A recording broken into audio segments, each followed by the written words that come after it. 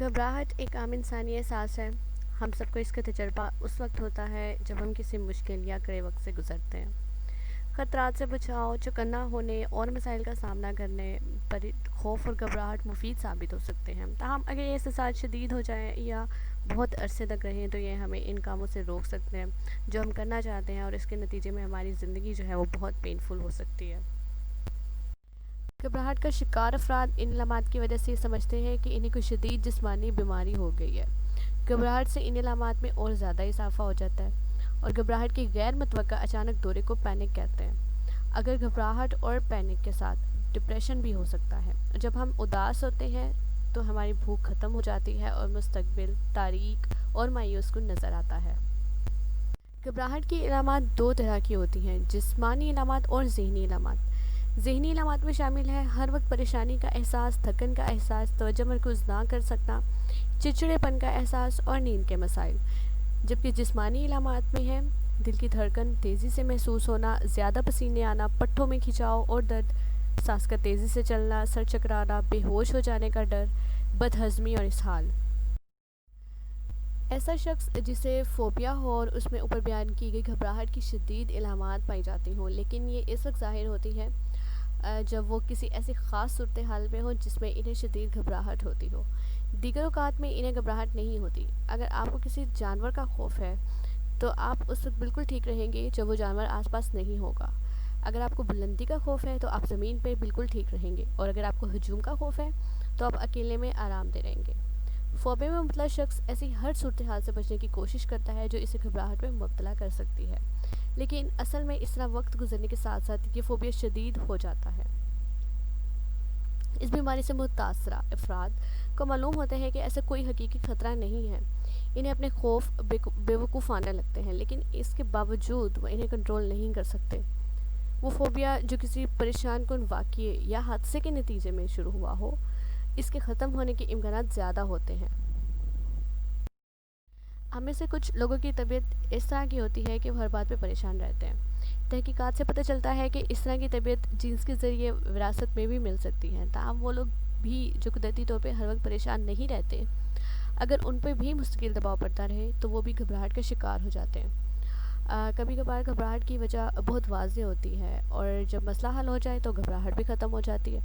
لیکن کچھ واقعات اور حالات اتنے تکلیف دہ اور خوفناک ہوتے ہیں کہ ان کی وجہ سے پیدا ہونے والی گھبراہٹ واقعات کے ختم ہونے کے طویل عرصے بعد تک جاری رہتی ہے۔ یہ عام طور پر اس طرح کے واقعات ہوتے ہیں جن میں انسان کی جان کو خطرہ ہو، مثلاً کار یا ٹرین کے حادثہ اور آگ وغیرہ، اور ان واقعات میں شامل افراد مہینوں یا سالوں تک گھبراہٹ اور پریشانی کا شکار رہتے ہیں، چاہے خود انہیں کوئی نقصان نہیں پہنچا ہو۔ یہ علامات post traumatic stress dis order, جسے PTSD کہتے ہیں، اس میں بھی پائی جاتی ہیں۔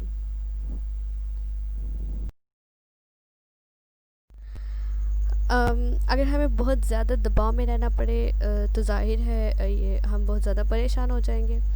عام طور پر ہم گھبراہٹ کی کیفیات سے نکل جاتے ہیں کیونکہ ہمیں پتہ ہوتا ہے کہ گھبراہٹ کیوں ہو رہی ہے، اور ہمیں پتہ ہوتا ہے کہ صورتحال کے جانے کے بعد گھبراہٹ بھی چلی جائے گی۔ مثال کے طور پہ ڈرائیونگ ٹیسٹ سے پہلے اکثر لوگ گھبراہٹ محسوس کرتے ہیں کیونکہ انہیں پتہ ہوتا ہے کہ انہیں صورتحال کی وجہ سے گھبراہٹ ہو رہی ہے، اور جیسے ٹیسٹ ختم ہو جائے گا ان کی گھبراہٹ بھی ختم ہو جائے گی۔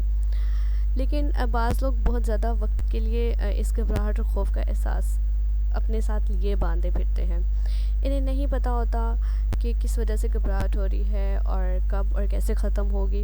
اس پر قابو پانا مشکل ہو جاتا ہے، اور اس سلسلے میں عام طور پر کسی کی مدد بھی نہیں لیتے، اور وہ اس لیے مدد نہیں لیتے کہ انہیں یہ خدشہ ہوتا ہے کہ لوگ انہیں پاگل سمجھیں گے۔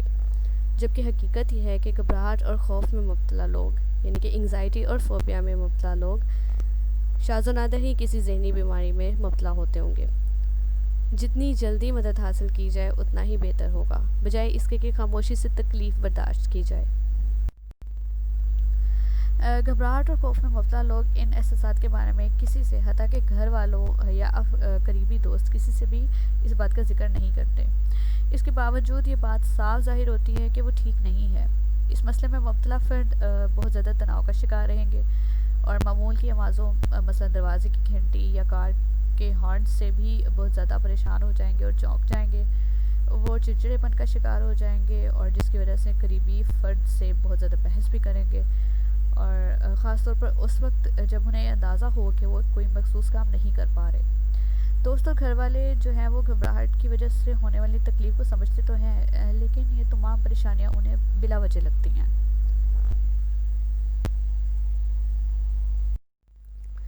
اکثر بچے کبھی نہ کبھی کسی وجہ سے ڈر جاتے ہیں، اور گروتھ کے دوران یہ چیز بہت عام ہے۔ مثلا چھوٹے بچے اپنی دیکھ بھال کرنے والے افراد کے ساتھ بہت مانوس ہو جاتے ہیں، اور اگر کسی وجہ سے ان سے الگ ہو جائے تو بچے بہت پریشان ہو جائیں گے اور گھبرا جائیں گے، اور بہت سے بچے اندھیرے یا فرضی وجود جیسے جن بھوت ان سے ڈرتے ہیں۔ یہ خوف عام طور پر بڑے ہونے کے بعد ختم ہو جاتا ہے، اور بچوں کی زندگی یا اس کی گروتھ کو وہ چیز متاثر نہیں کرتی، اور زیادہ تر بچے اسکول کے پہلے دن جیسے اہم واقعات کے بارے میں خوف زدہ ہوتے ہیں، لیکن بعد میں یہ خوف ختم ہو جاتا ہے اور وہ اس نئی صورتحال کے عادی ہو جاتے ہیں اور اس چیز کو انجوائے کرنے لگتے ہیں۔ بچوں میں اگر آپ یہ اس طرح کی علامات دیکھیں تو پریشان ہونے کی ضرورت نہیں ہے، کیونکہ یہ وقت کے ساتھ ختم ہو جائیں گی۔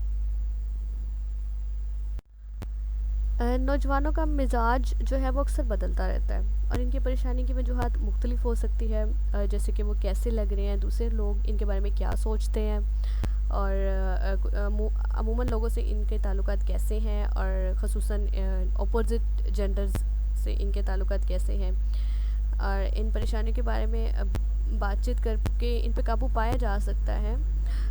لیکن اگر یہ پریشانیاں بہت زیادہ بڑھ جائیں اور لوگ اس بات کا اندازہ کر سکتے ہیں کہ اسکول میں اچھی کارکردگی کا مظاہرہ نہیں کر رہے، اس وجہ سے پریشان ہے، یا اس وجہ سے ان کا رویہ بدل گیا ہے، یا پھر وہ جسمانی طور پہ ٹھیک نہیں ہے۔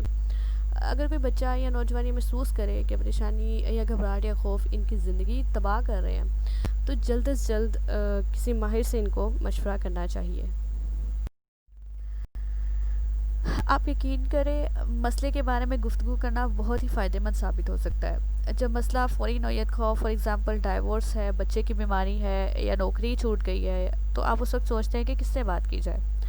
تو ایسے دوست یا رشتہ دار سے بات کریں جس پر آپ کو اعتماد ہے، جس کی رائے کو آپ اہمیت دیتے ہیں، جو آپ کی بات اچھی طرح سے سنتے ہیں، سمجھتے ہیں۔ ہو سکتا ہے کہ وہ بھی ایسے حالات سے گزرے ہوں، یا وہ ایسے لوگوں کو جانتے ہوں جو ان حالات سے گزرے ہیں اور وہ بالکل ٹھیک ہے۔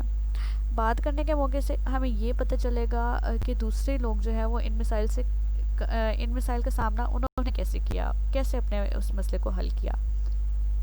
تو میرے خیال سے مسئلے کے بارے میں بات کرنا بہت بہت ضروری ہے۔ آخر میں بہت ہی اہم بات ہے کہ آپ پرسکون رہنا سیکھیں۔ پرسکون رہنے کا کوئی مخصوص طریقہ سیکھنا گھبراہٹ اور پریشانی پر قابو پانے میں بہت مفید ثابت ہو سکتا ہے۔ یہ گروپ کی صورت میں بھی سیکھا جا سکتا ہے، ماہرین کی مدد سے بھی، اور اس کے علاوہ کتابوں اور ویڈیو ٹیپس کے ذریعے بھی ہم خود اس طریقے کو سیکھ سکتے ہیں، اور اس عمل سے اس وقت صحیح فائدہ ہوگا جب آپ اسے باقاعدگی سے کریں گے، نہ کہ اس وقت کریں کہ جس وقت آپ کسی مسئلے کا شکار ہوں۔ آپ اس کو ریگولرلی کریں گے تبھی آپ کو اس کا فائدہ پہنچے گا۔